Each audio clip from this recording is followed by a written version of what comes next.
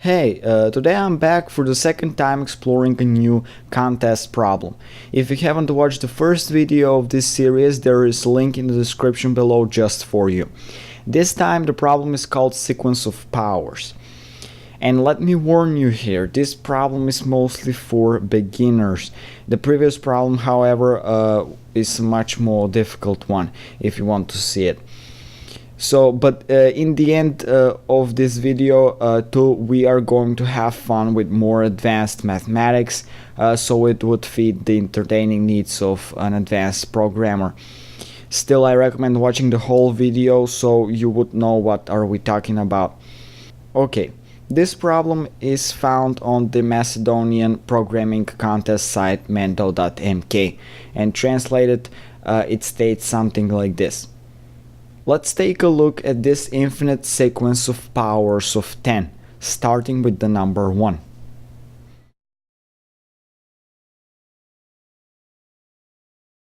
Your task is to write a program that would print the digit in a given position and the digit in the position right next to it. The program should be written to find the digits within a second, even with an input integer of 1 million.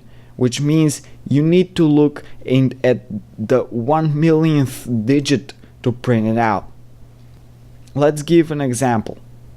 If the user inputs the integer 7, we need to output the digit in the 7th position, that's 1, and the digit right next to it in the 8th position, that's 0. So can you do it? What is the minimum time complexity in which you can solve this problem?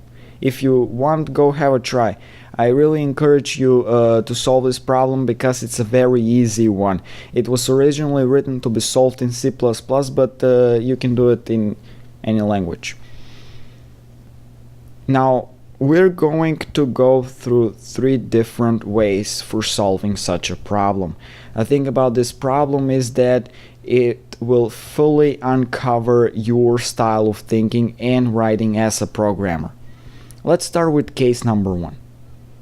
Seeing a long sequence of digits may lead you to think about reconstructing and memorizing the sequence in a string or array.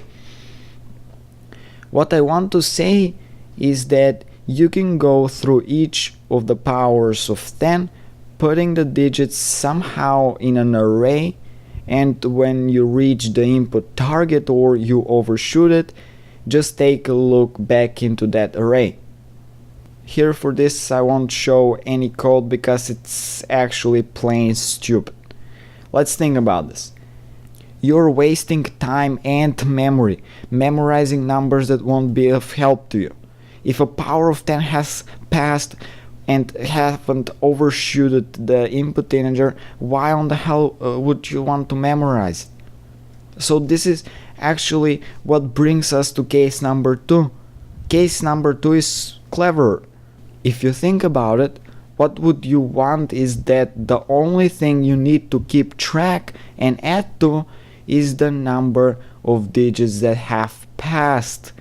Because of the nature of this problem, the specific power that is 10, we know for a fact that 10 to the power of n yields a number that has n plus 1 digits.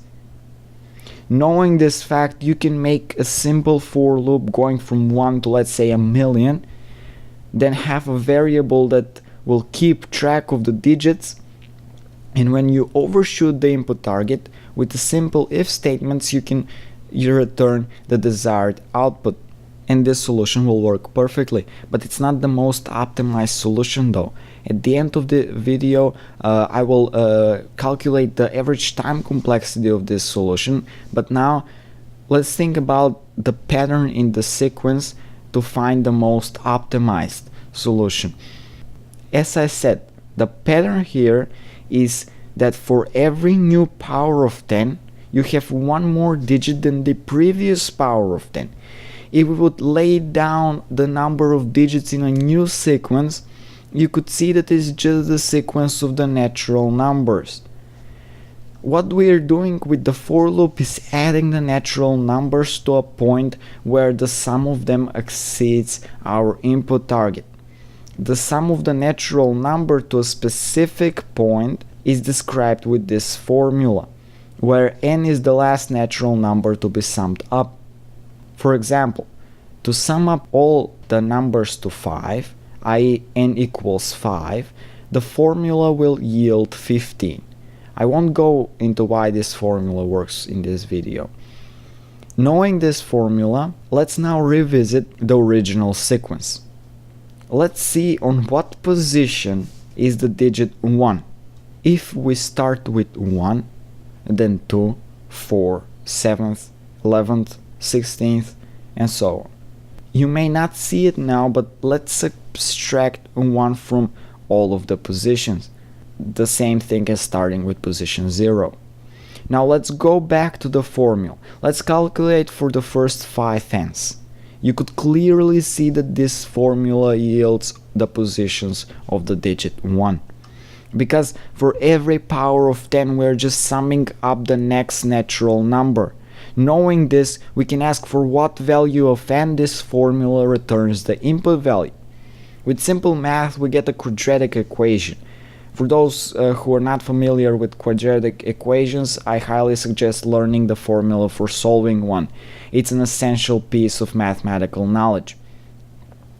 Using this formula and solving for n gives a new formula that will yield a natural number if and only if n is a position of a digit 1.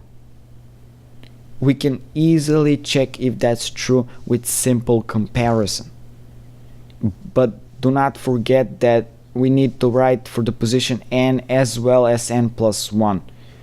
That can be done with just copying and replacing for n plus 1 or with creating a universal function that solves for some other k number. Either way, that has a complexity of O1 because it really just needs one iteration to solve this problem, and that's the beauty of it.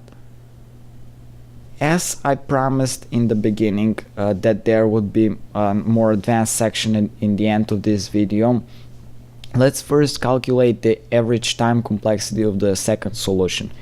Knowing that the probability of having any number to 1 million is equal, we can say that the sum of all iterations with input from 1 to 1 million divided by 1 million different inputs, we get this formula.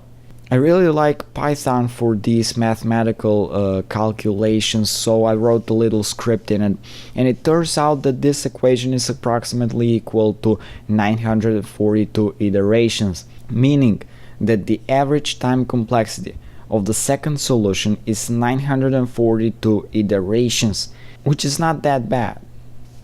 In this averaging we use just the sum and not an integral because we're just interested for the integer values. We're not going to have an input value with decimal points.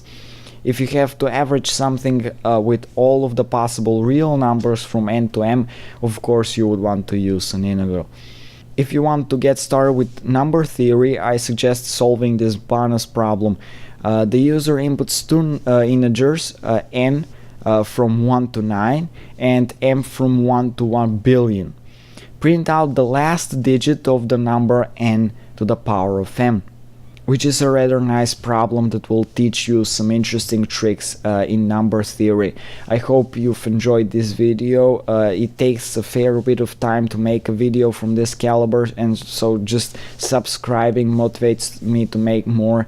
I'll see you in the next one.